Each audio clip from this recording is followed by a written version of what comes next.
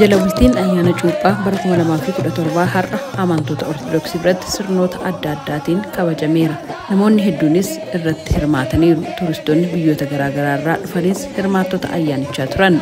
Akka amantaa Ortodoksiitti ayyaanni cuuphaa maaliif kabajama? Maqaan koo Daakun Eebbisaa Faanfaan jedhama. Jalqaba duraatti baga cuubamuu yaadannoo cuubamuu gooftaa keenya Yesuus Kiristoosiin nagaan isin ga'e nu ga'e jechuun barbaada.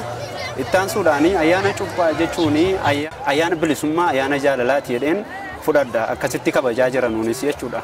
Namoota daawwannaadhaaf dhufan keessa biyya Biraazil irraa kan dhufan Aadde Maariyaa Laawuraa sirnoota ayyaanichaa irratti argan dinqisiifataniiru. My name is Maria Laura. I'm from Brazil. It's very beautiful. It's very beautiful. I can see. Maqaan koo Maariyaa Laawuraan jedhama. Biraaziliin dhufe. Ayyaanni cuuphaa baay'ee bareedaadha. Wantoota babbareedaan ilaalaa ture. Namoonni hangam ayyaanichaaf akka qophaa'an wantoonni agarsiisan hedduudha. Karaarra yeroo deemaa dhufetti wantoota babbareedoon argaa ture. Namoonni ni kolfu, ni taphatu. Uffata babbareedaas uffatanii jiru. Keessumaayyuu uffati aadaa isaanii baay'ee miidhaga. Aniif abbaan manaa koo ayyaana qillee Laallibalaatti kabajne.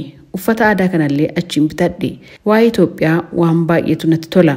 Keessattuu uummata Itoophiyaa baay'een jaalladha. Uummata keessummaa simatudha. Yeroon fuula isaanii ilaalu miira gammachuutiin kan guutamanidha. Baay'ee namatti tola jedhan Aadde Maariyaan. Namoota dubbisne keessaa Daakun bal'inaa Malaakuun jedhama. Dhugaa dubbachuuf haalli nageenyi biyya keenya keessa jirtu baay'ee ulfaataa fi baay'ee yaaddessaadha. Wanta suukkanneessaadhas. Haala amanataa tokkoo fi haala sagalee waaqayyoo tokko namni nama beekutti haala hordofaa Yesuus Kiristoos tokko biyyi tokko taatetti taatee nama ta'aa jiru wantoonni sooshaal miidiyaa irra deemaa jiran kun waan biyya keenya kana madaalus miti.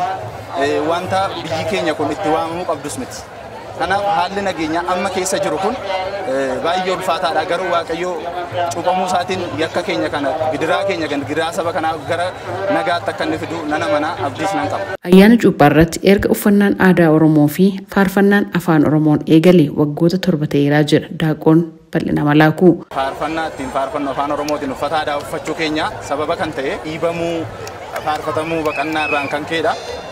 Haalli nuti itti faarfachaa jirru kun isaarra argite kan osoo hin taane duraan nama 2, 3, 4 ta'ameeti kan inni faarfatamaa ture.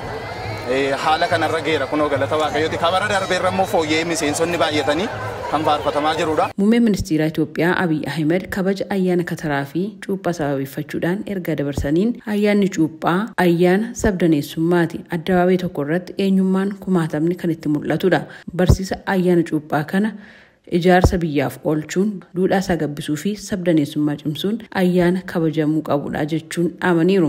Bor ayyaanni cuuphaa sirnoota kadhannaa fi barsiisa amantichaatiin ni kabajama. Gabaasa sagalee Ameerikaatiif Tsahayi Daamxoo Finfinneerraa.